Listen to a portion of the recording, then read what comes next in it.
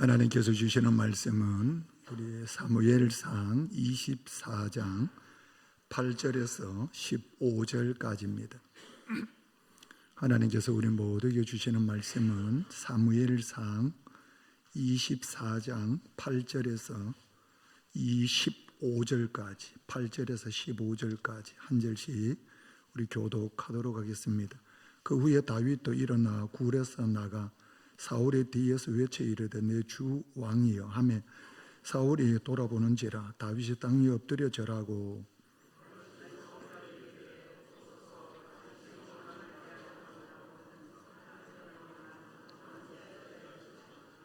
오늘 여호와께서 굴에서 왕을 내 손에 넘기신 것을 왕이 아셨을 것이니이다.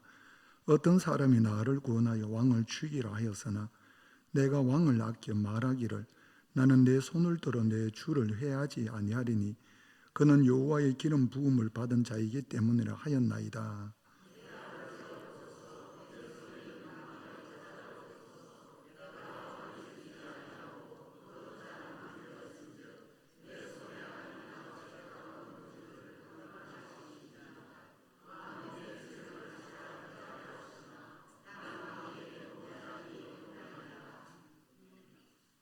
여호와께서는 나와 왕 사이를 판단하사 여호와께서 나를 위하여 왕에게 보복하시려니와 내 손으로는 왕을 해하지 않겠나이다.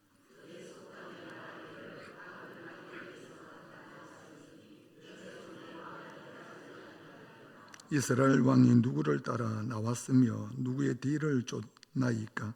죽은 개나 벼룩을 쫓음이니이다. 그런즉 여호와께서 재판장이 되어 나 왕 사이에 심판하사 나의 사정을 살펴 억울함을 풀어주시고 나를 왕을 손에서 건지시기를 원하나이다 하니라. 아멘. 우리 호산나 찬양대 준비한 찬양 우리 하나님께 올려드리겠습니다.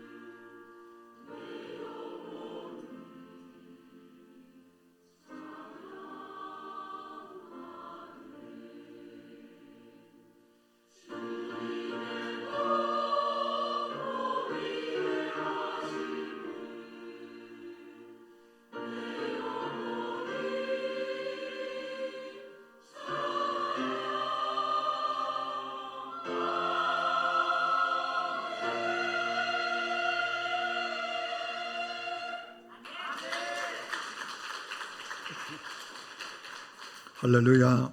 우리 좌우에 인사하십시다. 잘 오셨습니다. 주의 이름으로 축복합니다. 우리는 세상의 희망입니다.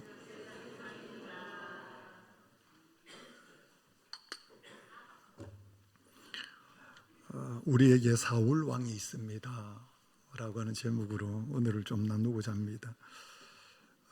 우리에게 사울 왕이 있습니다 라고 하는 건데요, 사울 왕이라고 하는 것은 내 삶에 괴로움을 주는 대상입니다. 사울 왕이라고 하는 의미가 뭐냐면 내 생활 속에 나를 힘들게 하는 문제를 두고 이야기하는 겁니다. 그러니까 사울 왕이 있다라고 하는 것은 내 생활 속에 참 어깨에 무거운 짐이 나를 짓누르고 있는 그것이 나에게는 사울 왕이 되는 겁니다. 그냥 아무 문제가 없으면 좋겠는데 생활하다 보니까 이런 문제 저런 문제가 내 어깨에 올려지는 거죠. 그 올려진 것이 표현을 이렇게 한 겁니다. 우리에게 사울이 있습니다. 이렇게 표현하는 겁니다. 아마 오늘 예배 드리는 우리 성도님들 생활 속에 사울이 없었으면 좋겠는데, 그런데 아마 천국 갈 때까지 아마 크고 작은 사울이 아마 시시때때로 우리에게 다가올 것입니다. 그걸 여러분 부정하지 마시고 그 사울이 왜 나에게 다가오는지 그것만 알면 그 사울이 문제가 아니고 나의 삶에 복이 되는 은혜가 있기를 좀 축복합니다. 그럼 왜 나에게 이렇게 사울이 다가오느냐? 왜 문제가 다가오느냐? 왜 아픔이 다가오느냐? 그 이유가 있습니다. 그 이유가 뭐냐면 내가 잘못해서 그런 사울이 다가올 수도 있습니다만 그것 또한 하나님의 은혜로 여러분 받아들이시고요. 왜냐하면 그것으로 말미암아 내 자신을 다시 한번 돌아볼 수 있는 기회가 되기 때문에 그래요. 그런데 잘못한 것 없는 것 같은데 끊임없이 사울이 문제가 다가온다라고 하면 왜 그 문제가 다가올까? 여러분, 다가오는 이유가 있습니다. 그 이유가 뭐냐면 하나님께서 나를 하나님의 사람으로 변화시켜가는 과정입니다. 그러니까 사울이 다가오는 이유가 뭐냐면 우연히 그냥 오는 것이 아니고요, 참새 한 마리가 떨어지는 것도 하나님의 섭리가 있듯이 하나님의 자녀인 나에게 사울이라고 하는 문제가 온다는 이야기는 우연히 오는 것이 아니고 하나님께서 그 사울을 통하여 나를 하나님의 사람으로 변화시켜 하나님의 축복의 사람으로 세우고자 하시는 섭리가 있는 줄 믿으시기를 바랍니다. 사람은 잘 변하지를 않습니다. 성도님들, 우리가 다 알잖아요. 사람은 참 변하기가 어렵습니다. 그래서 이런 말이 있더라고요. 물건은 고장나면 고쳐서 쓰는데 그 다음은 다 아시죠? 그 다음은 안 된다 그래요. 사람은 고쳐서 쓸 수가 없다 그래요. 그 말의 의미가 뭐냐면 안 변한다는 거예요. 세상 사람들이야 뭐 변하지 않는 것은 당연하지. 왜? 내가 하나님의 자리에 올라가 있으니까. 더 높은 자리에 올라가려고 하기 때문에 세상 사람들은 변하지 않는 것은 그거는 뭐 자연스러운 거예요. 그런데 예수 믿는 하나님의 백성들은 오늘이 다르고 내일이 다르고 이는 변화되어져 가야 되는 줄 믿습니다. 그런데 실제로 우리 성도님들 잘 변하지가 않는다는 거예요. 그래서 이런 얘기가 있더라고요. 보니까 사람이 변했네. 그러면서 그 다음에 하는 말이 뭐냐면 우리 성도님 혹시 아세요? 죽을 때가 됐네. 이렇게 얘기해요. 그 말이 뭔 말인가 하면 죽을 때까지 사람이 안 변한다는 거예요. 그러니까 안 변하니까 하나님께서는 우리 한 사람 한 사람이 하나님의 형상을 닮아가도록 그 심성이, 그 마음이, 그 영이, 그 생각이, 그 삶 전체가 하나님의 영광을 드러내는 아름다운 하나님의 사람으로 변화되기를 원하는데 실제로 하나님의 사람으로 변하지가 않는다는 거예요. 그래서 하나님께서는 하나님의 섭리 가운데 우리 모두를 하나님의 사람으로 변화시키기 위해서 누구를 동원하느냐면 사울 왕을 동원을 해요. 어쩌면 우리 입장에서는 참 강압적이고 억압적인 것으로 생각되는데 하나님 입장에서는 우리 한 사람을 변화시켜서 다윗처럼 아름답게 거룩하게 하나님의 나라의 일꾼으로 사용하시기 위한 하나님의 놀라운 복인 줄 믿으시기를 주님 축복합니다. 그렇다면 오늘 예배드리는 저 우리 성도님들 혹시나 우리 가정에, 내 삶에, 우리 부부 사이에, 그리고 우리 자녀들, 내 기업에, 내 직장에서, 내 삶의 자리에서 어디든지 문제가 왔다 이러면 이 문제는 나에게 사울 왕이요, 사울 왕이 온 이유는 하나님께서 나를 변화시키기 위한 하나님의 도구이구나, 이렇게 깨닫는 은혜가 있기를 좀 축복합니다. 그래서 그 은혜 가운데 여러분들 문제 속에서 누가 변하면 되는 거예요? 내가 변하면 돼요. 내가 아름답게 변하면 돼요. 내가 거룩하게 변하면 돼요. 내가 새 사람이 되면 돼요. 내가 정결한 사람이 되면 돼요. 왜냐하면 그것이 하나님께서 나를 향한, 우리를 향한 하나님의 뜻이기 때문에 그래요. 그래서 우리 성도님들 항상 문제 앞에서 내 자신을 돌아볼 수 있는 넉넉함이 있기를 주 이름을 축복합니다. 아니 목사님, 왜 저 사람은 저럴까요? 왜 저 사람은 저럴까요? 목사님, 왜 저 사람은 저럴까요? 누군가가 저에게 만약에 그렇게 질문한다면 저는 답을 이렇게 드리고 싶어요. 그게 뭐냐면 그 사람을 보지 말고, 그 사람의 행위를 보지 말고, 그 사람의 잘못을 보지 말고, 그 사람의 실수를 보지 말고, 그 사람의 나약함을 보지 말고, 그 사람을 통하여 누구를 볼 수 있는 은혜가 있어야 된다? 나를 볼 수 있는 은혜가 있어야 된다. 그 사람을 통해서 하나님께서 나에게 뭘 말씀하고 계시는지를 여러분들 깨달으면 내가 변하는 줄 믿으시기를 좀 축복합니다. 그래서 우리 성도님들은 앞으로의 생활 속에 도저히 이해가 안 돼. 어떻게 저렇게 할 수 있을까? 여러분들 그거 이해하려고 생각하지 마십시오. 그거 해석하려고 생각하지 마십시오. 그거는 누구에게 맡겨드리고 하나님께 맡겨드리고 그 일로 말미암아 하나님께서 나에게 뭐라고 말씀하고 계시는지를 듣는 은혜가 있기를 좀 축복합니다. 그래서 그 음성을 듣고 하나님께서는 나를 다듬어 가시는 거예요. 하나님의 사람을 아름답게 변화시켜 가시는 거예요. 그걸 구원의 과정 속에 뭐라고 하느냐면 우리 성도님 혹시 아세요? 성화라고 하는 거. 나를 자꾸 뭐 해가요? 변화시켜 가는 걸 성화라고 해요. 그 성화의 아름다움이 뭐냐면 하나님께서 이렇게 도장을 꾹 찍어주신 게 뭐냐면 내가 거룩한 거 너 알지? 너도 나와 같이 뭐 해야 돼? 그게 성화예요. 성도님들. 하나님께서는 우리 성도님들을 그 자리에 올려놓기를 원하시는 거예요. 그 자리에 올라가야 하나님께서 하나님의 역사 가운데 그 한 사람 한 사람을 통하여 가정을 천국으로 만드시는 줄 믿으시기를 바랍니다. 그리고 우리 성도님들 보내주신 직장에서 선한 영향력을 미치는 능력이 있다는 이야기예요. 그리고 우리 성도님들 사업하시는 분들은 그 사업을 통해서 하나님의 나라를 세워가는 축복의 역사가 일어나게 될 줄 믿습니다. 그리고 우리 성남교회는 이 지역의 3,000가정, 우리 6,000명의 영혼들이 함께 살아가는 이 하망동을 세워가는 일에 우리 교회가 거룩하게 쓰임받게 될 줄 믿습니다. 하나님, 사울 왕을 주셔서 감사합니다. 나를 변화시켜 주시옵소서 하면서 한 걸음 한 걸음 성화되어져가는 우리 모두가 되시기를 좀 축복합니다.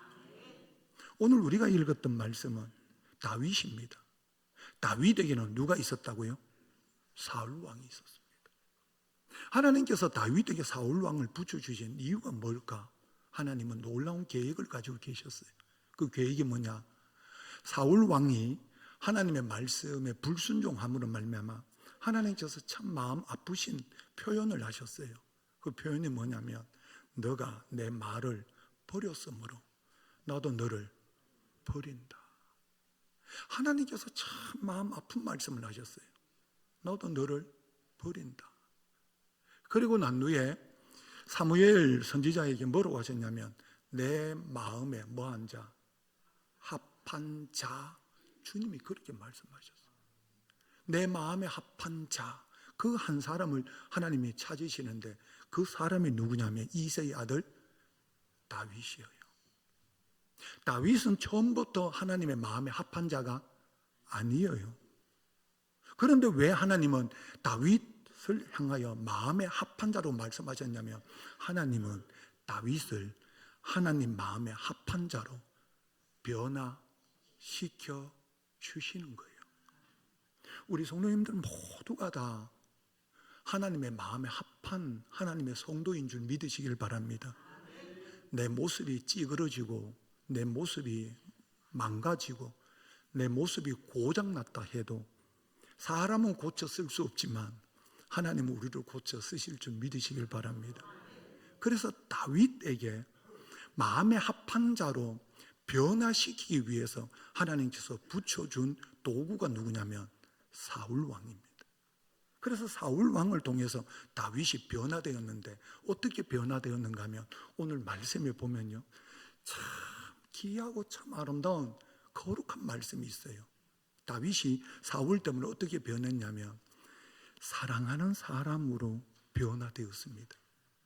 우리 성도님들 11절 말씀을 한번 보시겠습니다. 11절 말씀. 11절 본문 말씀이죠. 우리 같이 읽어볼까요? 내 아버지여 보소서, 내 손에 있는 왕의 옷자락을 보소서. 내가 왕을 죽이지 아니하고 겉옷 자락만 베었은즉 내 손에 악이 죄가가 없는 줄을 오늘 아실지니이다. 왕은 내 생명을 찾아 해하려 하시나 나는 왕에게 범죄한 일을 없나이다. 이 말씀에서 다윗이 사울 왕에게 지금 외치는 말입니다. 이 말 속에서 우리 성도님이 참 아름다운 표현이 하나 있어요. 그 표현은 뭐냐면 사울 왕이 다윗을 뭐 하려고 해요? 죽이려고 해요. 죽이려고 하는 그 사울 왕을 향하여 뭐라고 표현해요? 본문 말씀 다시 한 번만 띄워주면 뭐라고 하지요? 내 아버지요. 보통 어떻게 표현하느냐면 그 다음 내용을 보면 다 왕이요 표현하잖아요. 그런데 첫 마디가 뭐로 나와요? 내 아버지요. 우리 성도님들, 사울이 왜 다윗을 죽이려고 했느냐면 그냥 이유는 간단해요. 그 간단한 이유가 뭐냐면 사울은 권력에 집착을 했거든요. 내 자손에게 이 권력을 물려주고 싶었어요. 그런데 문제는 뭐냐면 다윗이 등장함으로 말미암아 내 왕권이 잘못하면 다윗에게 빼앗긴다고 생각을 했어요. 그래서 어떻게 하든지 이 권력을 유지하기 위해서는 어떻게 해야 되느냐면 다윗을 끝까지 따라가가지고 뭐 해야 되느냐면 죽여야 돼요. 그래야만이 내 자리가 위태롭지 않고 내 자리가 보존이 되는 거예요. 그러니까 사울 입장에서는 어떻게 하든지 다윗을 죽여야 돼요. 그런데 다윗은 그 자리에 대한 마음이 없어요. 왕권에 대한 마음이 없단 말이에요. 다윗은 뭐에 대한 마음이 있었냐면 왕에 대한 헌신, 그 다음에 나라에 대한 충성, 그리고 해야 할 일에 대한 헌신, 이것밖에 없었어요. 그러니까 열심히 충성을 다하고 헌신을 다하고 최선을 다했는데 돌아오는 게 뭐냐면 사울 왕이 자기를 죽이는 거예요. 이렇게 죽임을 당하는 그 위험 속에 쫓겨가는데, 쫓겨가면서 다윗이 사울 왕을 향해서 하는 고백이 뭐냐면 내 아버지여. 물론 다윗은 사울이 장인이에요. 장인. 그리고 국부고 그 다음에 왕이에요. 그래서 내 아버지여라고 표현할 수 있지만 성경 주석에 보면 그 차원을 넘어가지고 당신은 하나님의 기름 부음 받은 종입니다. 당신은 왕이십니다. 당신은 하나님의 사람입니다. 그러면서 마음에 뭘 담느냐면 사랑을 가득 담아요. 가득 담아가지고 하는 이야기가 뭐냐면 내 아버지여.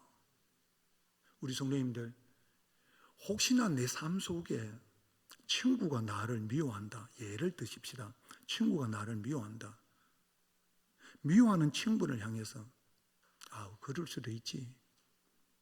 그럴 수도 있지. 그래도 나를 미워하지만 너는 내 하나밖에 없는 친구야. 나는 너를 사랑해. 가능하시겠어요?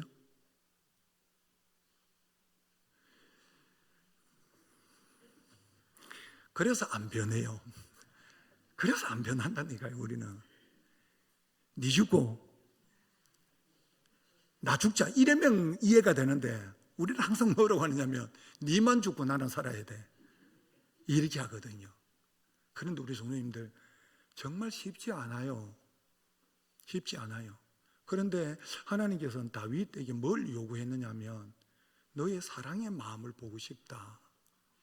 너가 어떻게 너를 해하려고 하는 그 대상에 대해서 어떻게 반응하는지 하나님께서는 뭐 하고 계시는 거예요? 지켜보고 계시는 거예요. 그래서 뭐라고 하느냐면 내 아버지요. 우리 성도님들 도저히 사랑할 수 없는 대상이라 하더라도 우리 성남 가족들은 그 대상을 향하여 사랑의 마음이 가득하시기를 좀 축복합니다. 그 사랑의 마음. 그래서 우리 주님께서 하시는 말씀이 원수까지도 뭐 해라? 사랑해라. 그래서 저는 고백하기를 그렇게 고백하기를 원해요. 우리 성도님들, 우리 성남 가족들 모두가 다 벌써 몇 월 달 다 됐어요. 5월 달 다 됐죠. 송구 영신 예배 드렸던 것이 어제인 것 같고요. 뒤돌아보면 금방이에요. 그런데 뭘 그렇게 여러분들 관계 안에서 설키고 얽히고 이렇다 저렇다 얘기할 시간 여러분보다도 우리 성남 가족들은 뭐 하다가 천국 가십시다? 사랑하다 가십시다. 그 마음 가지고 사십시오. 사랑하다가. 사랑해도 시간이 부족해요. 그래서 하나님께서 사울 왕을 붙여주신 이유가 뭐냐면 우리 성도님들 모두가 다 사랑하는 마음으로 변화시켜 주기 위함인 줄 믿으시기를 좀 축복합니다. 그런데 만약에 우리 성도님들 아직도 마음이 변하지 않았다, 그런 마음이 들거든. 하나님, 저를 주님의 사랑으로 나를 붙잡아 주시옵소서. 주님의 사랑으로 나를 이끌어 주시옵소서. 그래서 모든 사람들을 사랑할 수 있는 마음으로 나를 변화시켜 주십시오. 여러분들 그 마음을 가지고 가면 하나님이 기뻐하시는 종이 될 줄 믿습니다. 그래서 사울 왕을 붙여주신 이유가 뭐냐면 미움의 대상까지도 뭐 해라? 사랑하는 사람을 바뀌어라.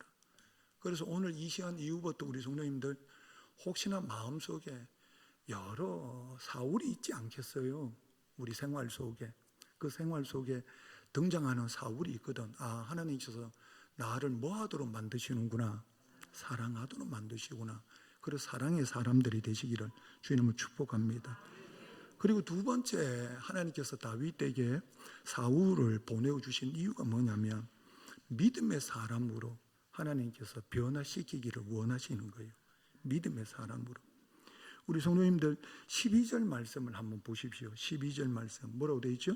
12절 여호와께서는 나와 왕 사이를 판단하사 여호와께서 나를 위하여 왕에게 보복하시려니와 내 손으로는 왕을 해하지 않겠나이다.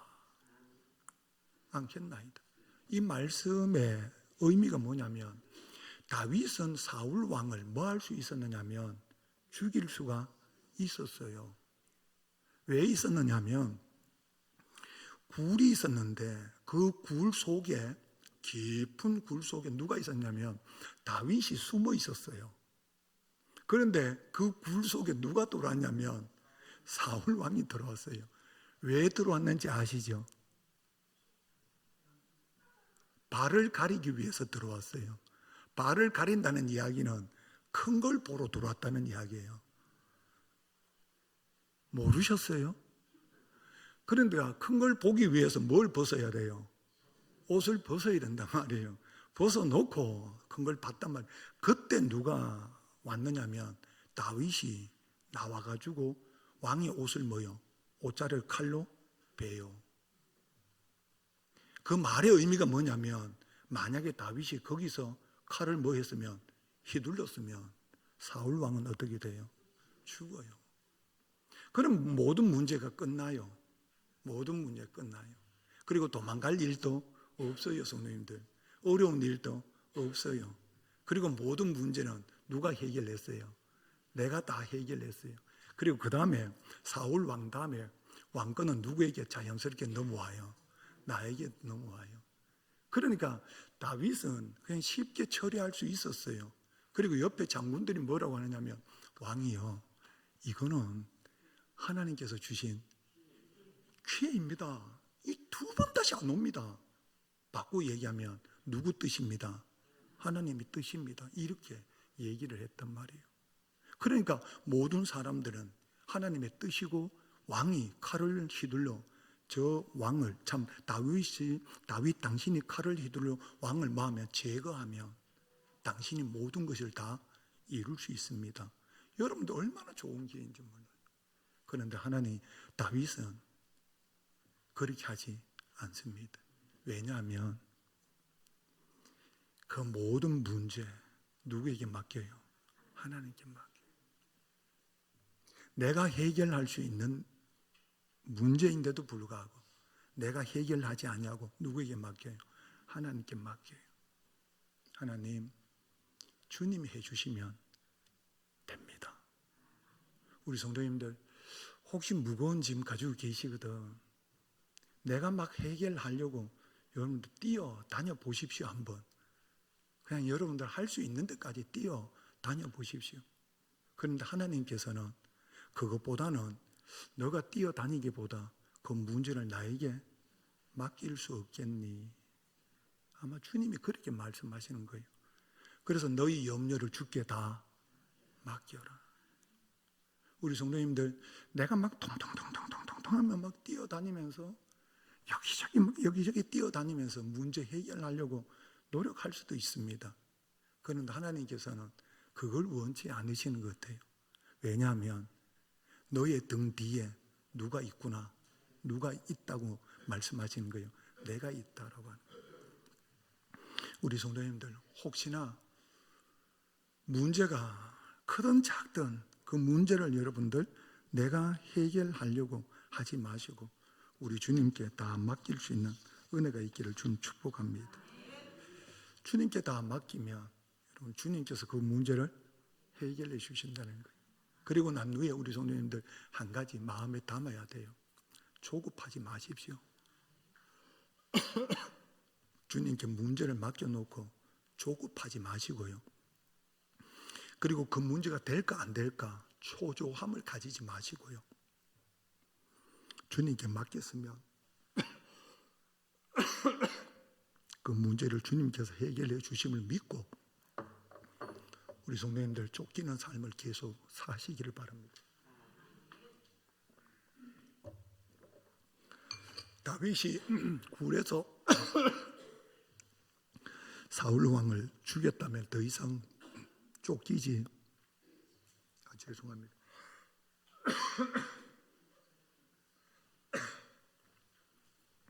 쫓기지 않았을 겁니다. 그런데도 불구하고 그 문제를 하나님께 맡겨놓고 난 후에 다윗은 여전히 사울 왕에 의해서 뭐하는 삶을 사느냐? 쫓기는 삶을 삽니다. 힘든 삶을 삽니다. 그런데 한 가지 마음에 확신이 있습니다. 그 확신은 뭐냐면 이 문제 하나님께서 해결해 주실 줄 믿습니다. 끝까지. 그래서 아브라함이 하나님 앞에 모리아 산에서 은혜 받은 말씀이 있습니다. 아브라함아, 너가 백세에 얻었던 아들 나에게 바치는구나. 이제야 너가 나를 사랑하고 경외하는 줄 이제 알았노라. 우리 성도님 이 은혜의 말씀을 듣는 은혜가 있기를 좀 축복합니다. 그래서 어려움이 오거든 그 어려움을 가지고 여러분들 나름대로 해결하려고 노력하겠지만 노력하다 안 되거든. 포기하지 마시고 조급해하지도 마시고 누구에게 맡기고 하나님께 맡겨드리고 여러분 한번 주님만 의지해보는 은혜가 있기를 좀 축복합니다. 그래서 우리 모두가 다 믿음의 사람으로 일어나게 될 줄 믿습니다. 성도님들, 사울은 나를 다듬는 하나님의 도구입니다. 그 도구를 통해서 하나님 사랑하는 사람으로 변화되어가는 우리 성도님들 되시기를 바라고 그리고 믿음의 사람으로 세워져 가는 은혜가 있기를 좀 축복합니다. 그래서 하나님께서 다윗을 마음에 뭐한 자, 합한 자로 하나님께서 들어 사용하시고 그 다윗을 통하여 한 나라를 통치하는 왕으로 세워주셨고 그 가문에서 누구를 보내주셨어요? 독생자 예수님을 보내주셨습니다. 두 번째 다윗이 우리입니다.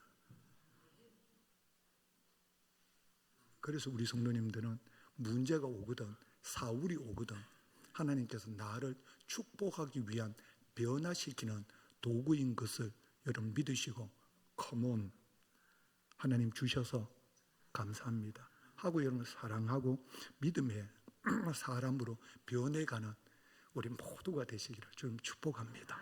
기도하시겠습니다. 하나님 사울 왕 때문에 참 힘들고 어려웠는데 사울 왕 때문에 잠을 이루지 못하고 스트레스 받고 사울 때문에 우울증이 오고 사울 때문에 눈물이 마르지 않았는데 이제 주님 사울이 축복이라는 것을 깨닫게 해주셨습니다. 사랑하는 사람으로 변화시켜 주옵소서. 믿음의 사람으로 변화시켜 주옵소서. 하나님 내 힘으로는 안 됩니다. 주의 영이 오셔서 은혜 베풀어 주셔서 우리 성도님들 한 분 마음에 합한 종들로 세워 복을 받게 하여 주시옵소서. 축복하실 줄 믿사옵고 예수님의 이름으로 기도드립니다. 아멘.